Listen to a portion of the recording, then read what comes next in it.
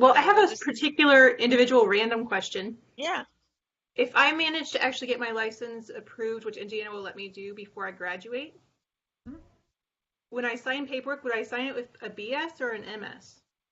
Oh, that's for Dr. Hemrick.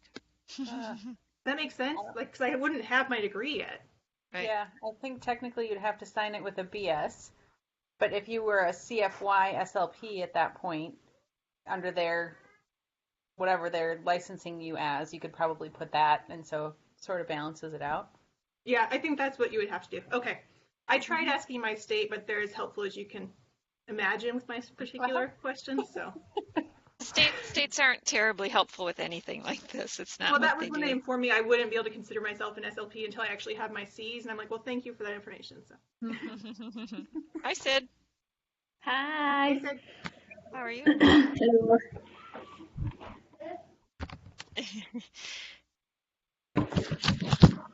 I thought she was going to go get homework to do. Oh, my I think we're camera's done at the with that, right, bottom. Sid? Such a bad All angle. done. Yeah, no more homework anymore. Doesn't that feel funny? Yeah, It Vanessa, you're does I feel done, know funny. it done. does.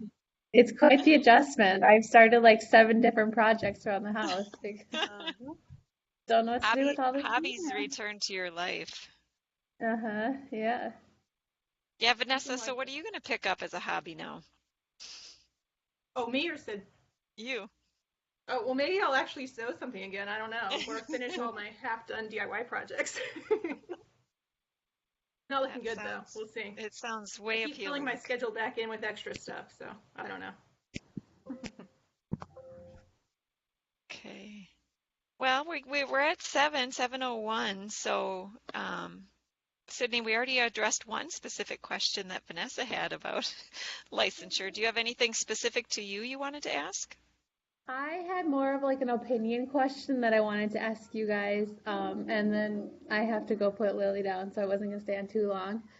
But I was wondering, how messy does it get when you work part-time? Because I am debating working like part-time in the school. Hopefully, if I like Barneveld has an open position. And then during that summer, find a part-time job at like a clinic. So I'm just wondering, Yeah, because then I would need it's two CFs, yep, and it's then would not I yeah. technically, right?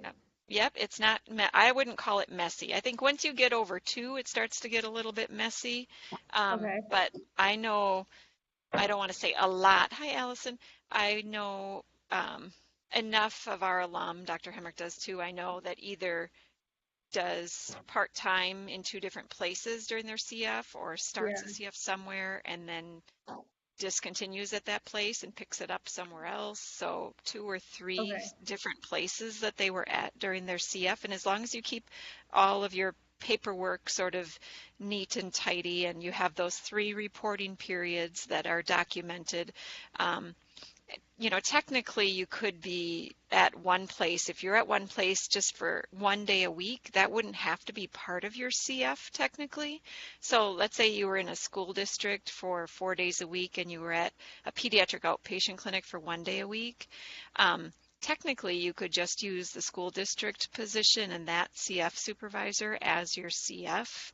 And then what you were doing at that other place could just be something a little bit extra. I don't know people who usually would do that, but most people are somewhere more than one day a week, and so they want to split it between two places. Does that help? Yes, it does. Thank you.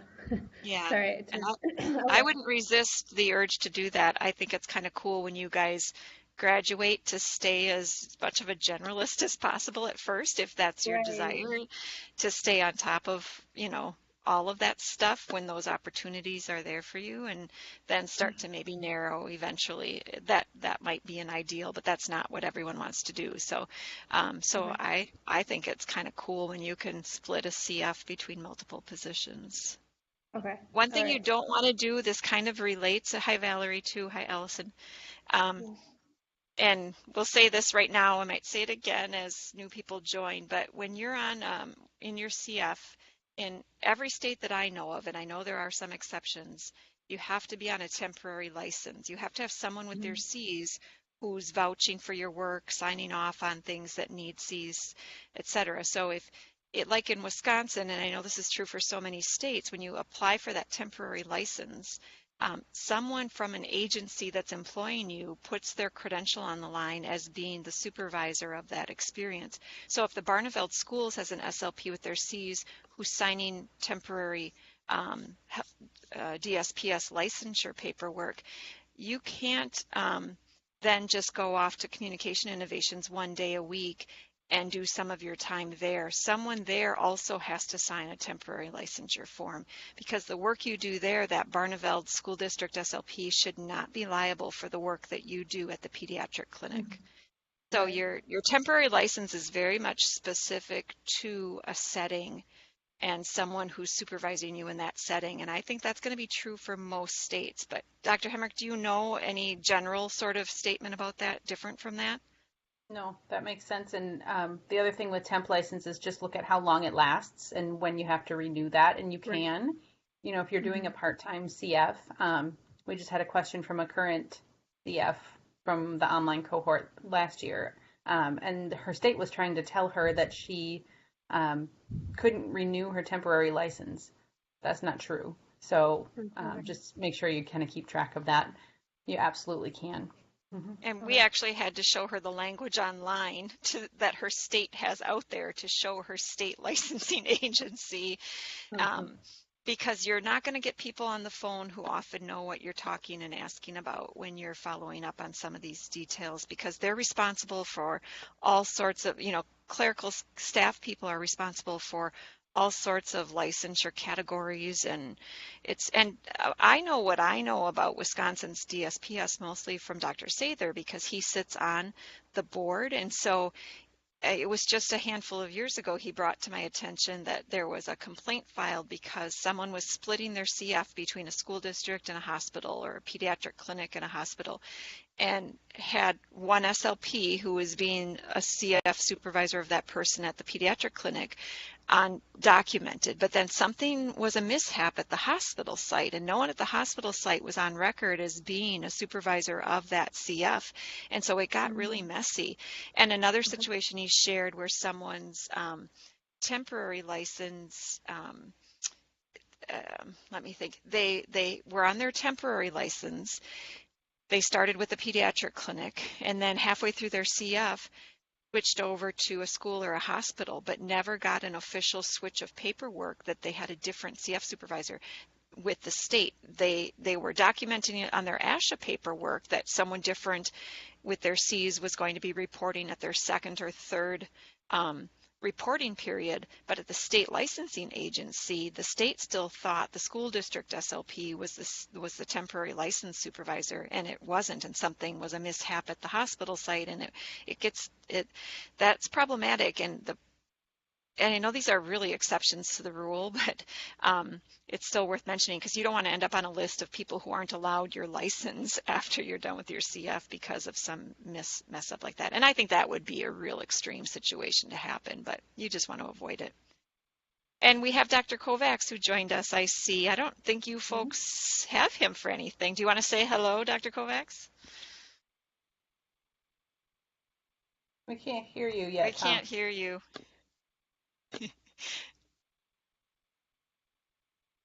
Oh, Tom, can you hear us?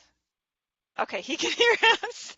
So we have a new Dr. Tom who joined our faculty, guys. So he's our AAC person and other things, and eyeing up some administrative duties possibly down the road. So he's joining, I'm guessing, to lurk in on our conversation. So, and he can see your names there on screen. So hi, Val. Her microphone's off. Do you guys all get so good at muting your microphones, I suppose, when you're Hi, I'm used just to gonna doing? say hi and turn it back off. You don't have any questions right now? I'm gonna lurk, and if I do, I'll type Okay. up. Okay. I have a really specific question to me. I Yes. don't know Yep. if that's appropriate for right now. Sure. I just literally today, my husband found out we're moving. Oh, Honolulu. So we're moving to Scott Air Force Base in Illinois, which is right next to Missouri, St. Louis. And I know that a lot of the rehab companies, I'm looking to go rehab route, go across state border and serve multiple like areas within the greater St. Louis area, and that would be part of Illinois, part of Missouri.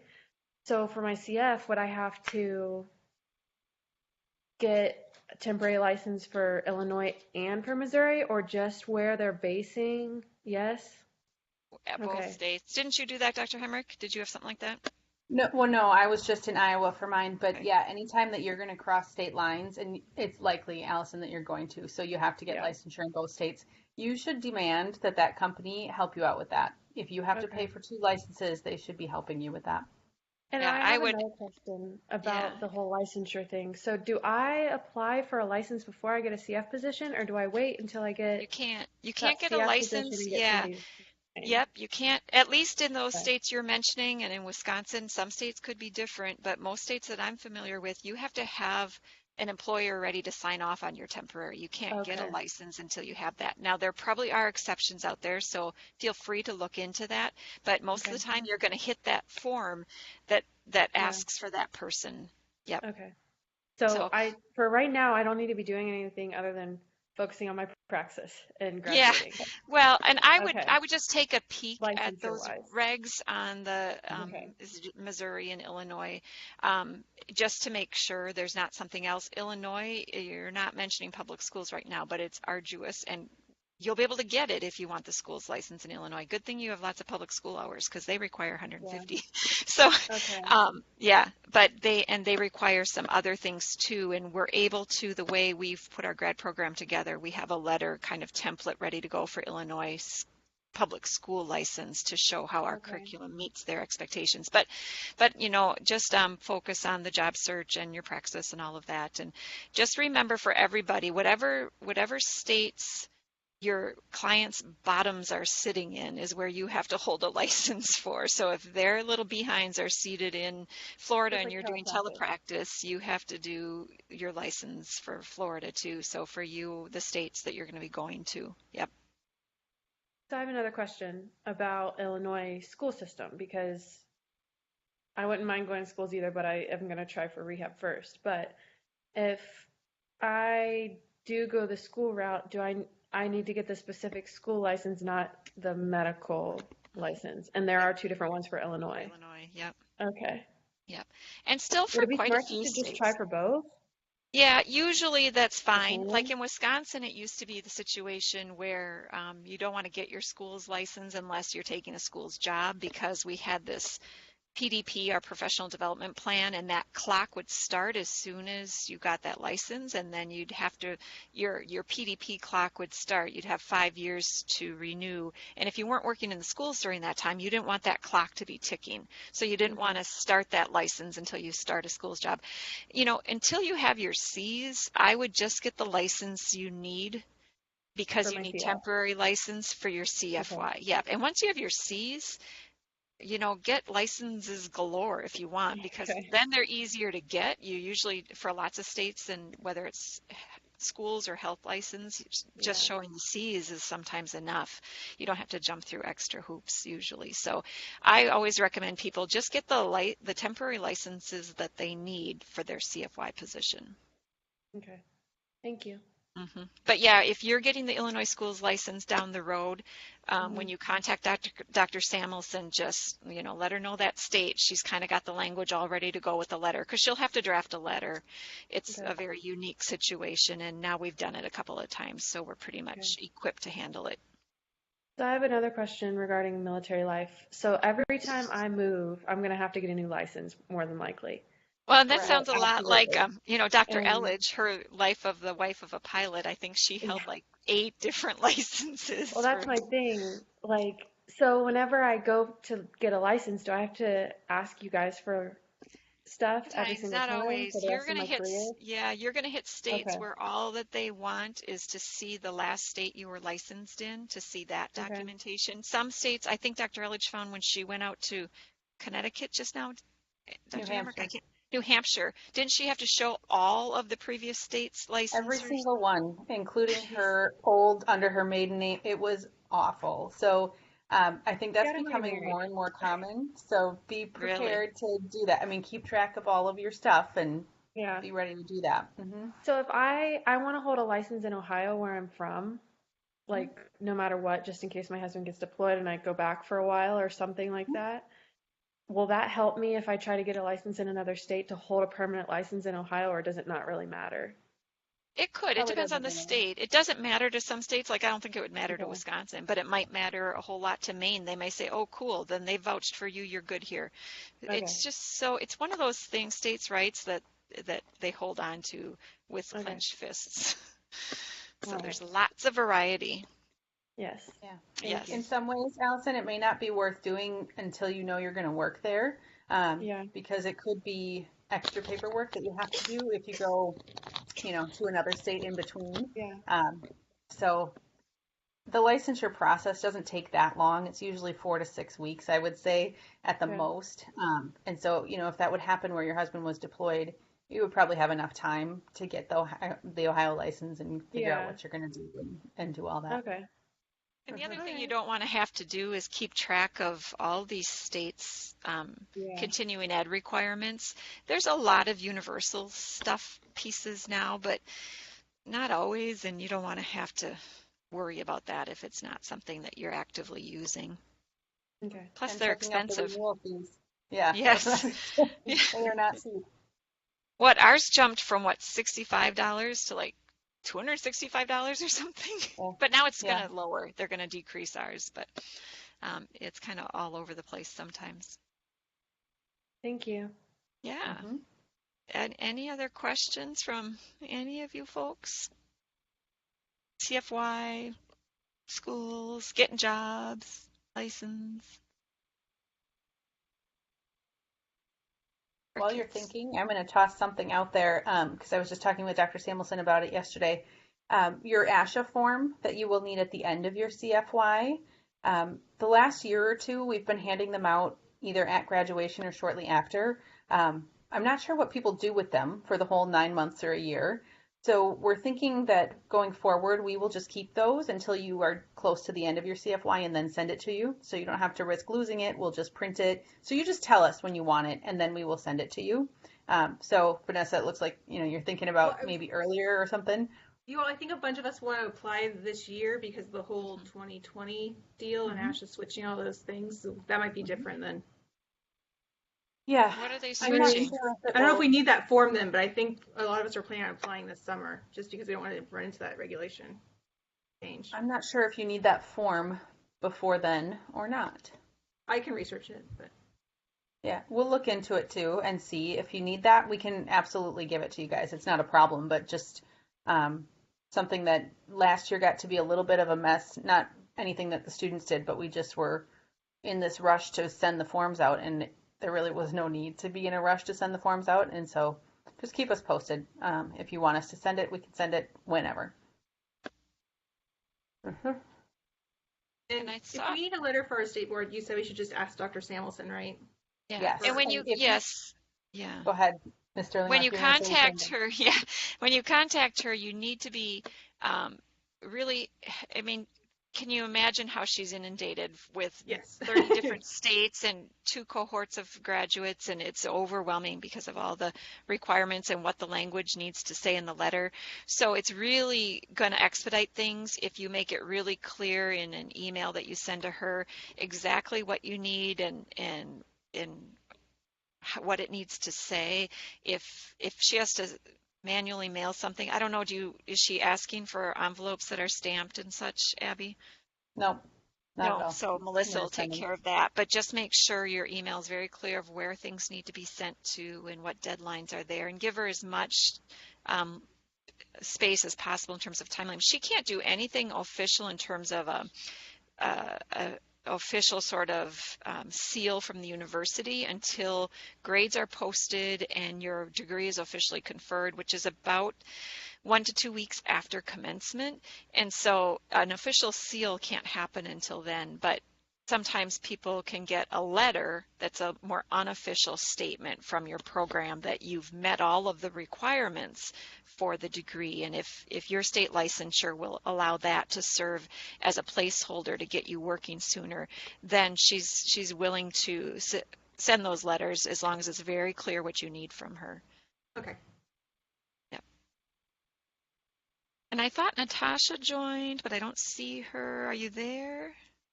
Yeah, I'm here. I'm just kind of listening in. I don't know, because And my Kristen son is too. not asleep yet, but I don't know what you guys already talked about. Well, you can ask any, we're mostly handling specific questions, and some of the Okay. answers are applying to lots of people, I'm guessing, but Okay, I'll just rewatch it. oh yeah. Do you have any questions, Natasha?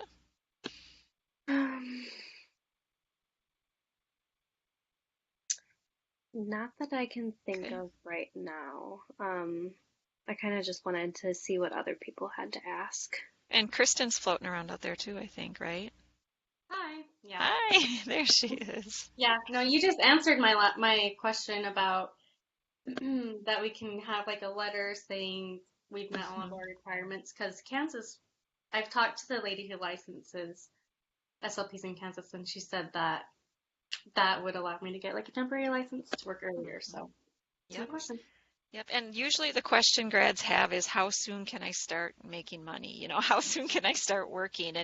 And that depends on if your state will take a letter from the chair, then that could happen sooner. If they actually need the seal from the university, then it's usually second, third week of June before someone could really start seeing patients. Lots of healthcare agencies will get you going with orientation, EMR training, those sorts of things in early June, sort of stuff that can be wage earning. And then once that official temporary license comes into your hands, then you start seeing patients. So there's not this hard and fast sort of start date, and it really depends on your licensing agency how quickly they move. And heaven forbid, should they be in a transition to a new electronic application system or something crazy that we had with DPI a few years ago, that can slow things down. But those are the exclusions. So hopefully you can be wage earning really relatively soon. So, other questions floating around for us? You should have all brought your babies and little ones and big ones to the computer tonight.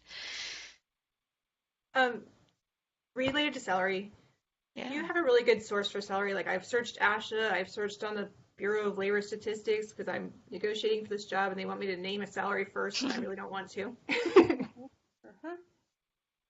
The salaries out online are bogus. Yes? They are, yeah. The ones on ASHA are garbage. They're, yeah. I mean, I know they are for schools for sure because I know exactly what they pay. I've Yeah, asked a few people in person, so. yeah. So a couple of thoughts. One, maybe contact Career Services here at the university. They have people that are there to help you with lots of things, but one of the things that they have is a salary negotiation. I don't know if it's a workshop or a little something they can send you, or but they have some information. So I would start there. The other thing, if you're looking at schools, there should be and Mr. Lingworth, you can weigh in on this too, but there should be a pay schedule, right? And you should be able to find where you would fit in there. And we always like to remind you guys that you are a master's plus 24, right? Because our master's degree is 54 credits. So make sure that you're comparing to the right place on that schedule based on how much work your master's was in comparison to what typically a teacher might come in with. Yeah, and even states like Wisconsin that have gotten rid of collective bargaining, there's still usually a pay scale that you can get them to show you. And that's a place to start for sure. Is there collective bargaining in Indiana? Or you're not doing schools though, Vanessa, Oh, right? I'm not going to take a school job. Yeah, that's what I thought. I thought you're not. And they have a going to caseload of schools. 100 kids, so that's a hard no. Like we've had this conversation before. But yeah, for those of you, looking schools, you have to think about whether there's collective bargaining, because if there is, then you can't negotiate. But that's becoming less common now. So in most places you might be able to be doing some negotiating. And it's an awkward thing, isn't it? None of us we're not in speech and language because we're good business people and that we're good at the negotiation table. But I think that there's ways to use the evidence that you have from word of mouth, from the sorts of things Dr. Hemrick mentioned, and I don't think it's fair for them to make you say the number though, because I just don't think that's fair. But if that's what they're going to do, that's what they're going to do. So I was going to ask you about that. I've interviewed for 2 or 3 positions, and all of them before my official interview, like over the phone, have asked me what I expect. And I've provided them numbers because I don't know what else to do, but I didn't, is that not normal? Should I not be? I think it's pretty normal. I just think it's inappropriate. The first time it happened, I was really thrown off. I was like, oh, okay. And then afterwards, I was like, well, I guess this is just what happens, but so how should I be like what would you say is the best way to respond when they ask me what I expect to get paid? I would highball them. So a number that you think is really outrageous. So as an example, not that I'm totally condoning this, but my husband interviewed for a few jobs like that, and they wanted to know what he wanted. One of them, he told he wanted $50 an hour. Another one, he's a PT, by the way, so this is not that different from us. And another one, he said he wanted $75 an hour. You'll be shocked at what some of For those full companies time? will actually pay. Yeah. So they have a limit of what they can do. So he's not getting paid $75 an hour. I would not be working if he was getting that. But you should, if they're going to push you to give them a number, then you should highball them. Absolutely, because And then, that's the start of the negotiation. and this hospital that I'm at right now, which the rehab director has like kind of hinted that there might be something opening in April for me. I have heard from all the speech therapists there that they pay low and they don't negotiate. Yes. And So that would be Mayo here in Eau Claire. So, Yeah. you know, it's very true. The jobs everyone wants pay low and don't negotiate. That's just the way it is. But that's the job you're going to want. And you're going to need to be ready to take that job and figure it out from there. If that's what you really want. Lots of the jobs nobody wants are going to be paying you lots of money to get you. So it's just double-edged sword there. But I think I agree to the highball, and then the caveat on it, and of course depending on blah blah blah. So like depending on reimbursements for mileage, and that should be a given anyway if you're traveling, or depending on whether something lower could be paid but then a guarantee for something more after I have my C's, or depending on what so you might put some other little caveats in there. But I would start higher than you think they're willing to pay too, because there's nowhere to go but down from there. That's the only direction you're going to head. Yeah, And then especially rehab companies. Oh, yeah. If I won't be receiving or utilizing certain benefits, like I would say that.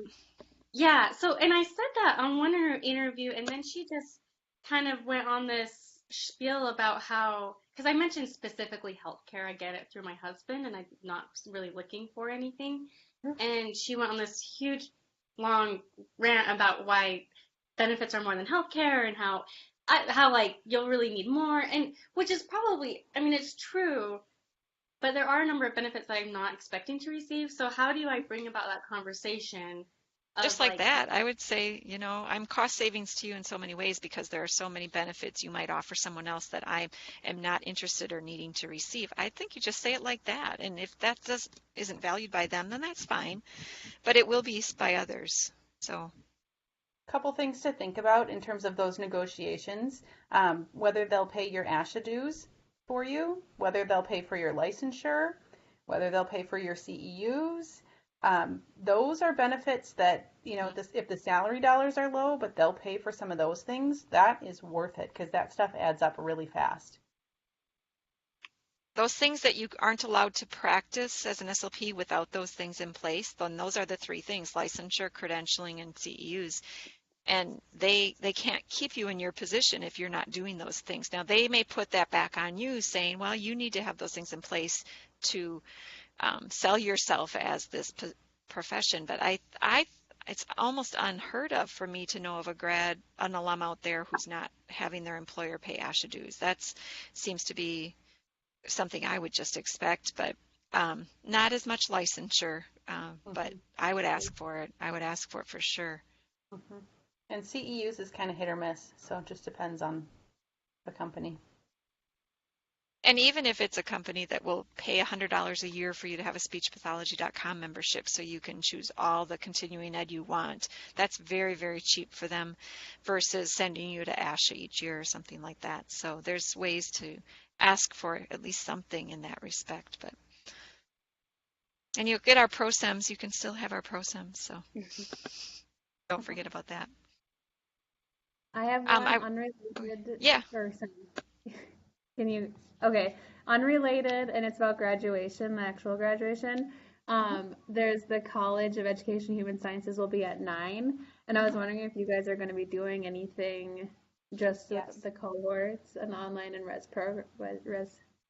Yeah, so we haven't planned anything specific yet, but we'll have the kind of general reception after graduation. So it'll probably be, I don't know, 11:30, noonish. Everybody's always invited to that. Well, Sydney, you've been to that probably. It's crazy. And there's tons of people, undergrads, residential, online, everybody will be there, and their parents and families. But then we will have something separate for you guys. We'll probably send you a email in the next couple weeks here to see when you'd want to do that. But I would say probably later in the afternoon to just kind of give us one like or two. We did it, yeah.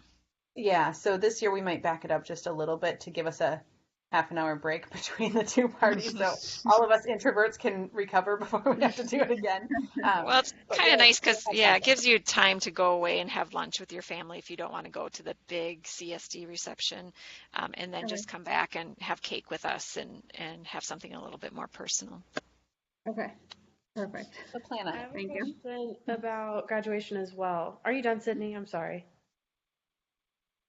Okay.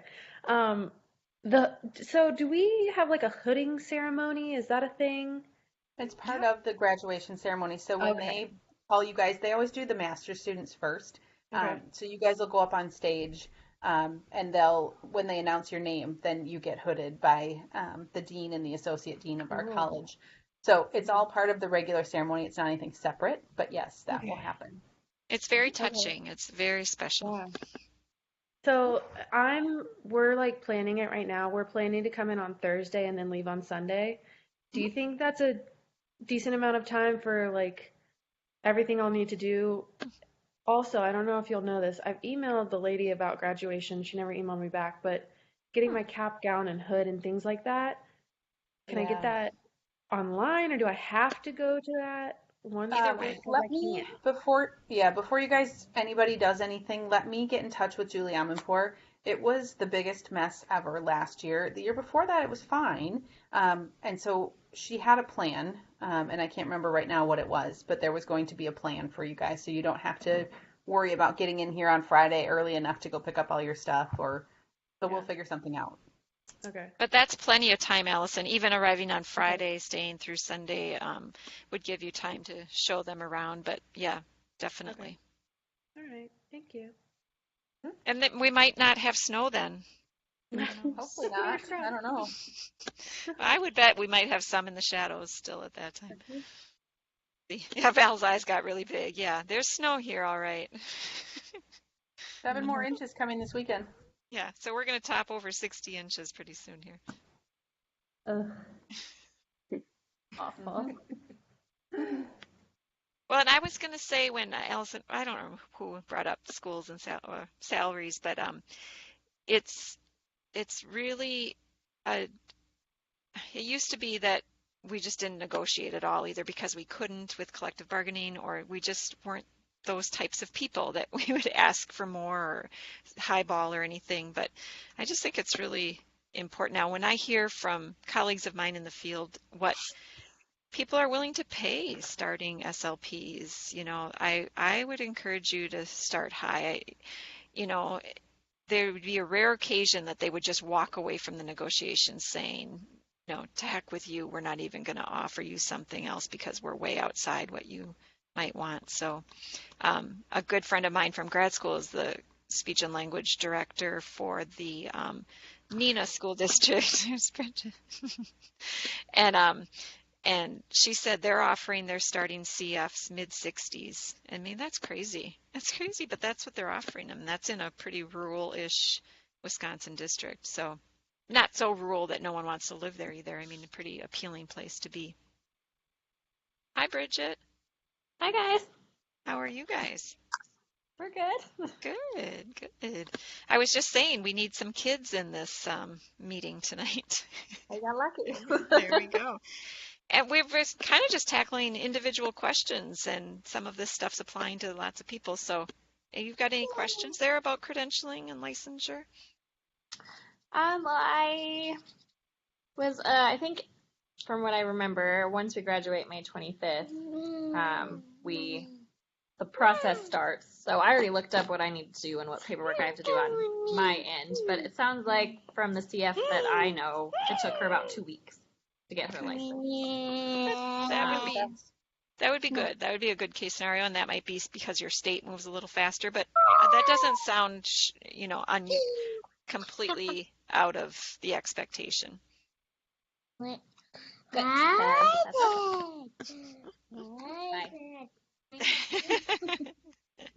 Gotta love the iPad. All right, I have another random salary related question. Yep. So let's say that a facility wants you to go between 2 facilities. Did you expect them to pay you for your mileage and time between them? Yes. I mean, I feel like yes, but I haven't gotten the impression from them that's what they're thinking yet. But I could be wrong.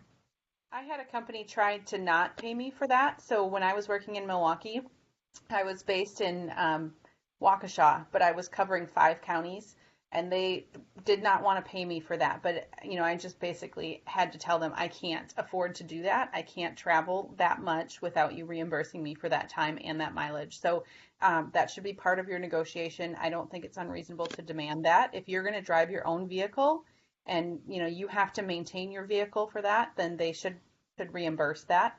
The other thing that you should think about is what their productivity requirement is going to be. If you're driving between 2 facilities and they're expecting you to be 90% productive, that is not feasible. So you need to think about those kinds of things in your negotiation too. Have you asked them about productivity? I know they want 75% productivity, which is reasonable.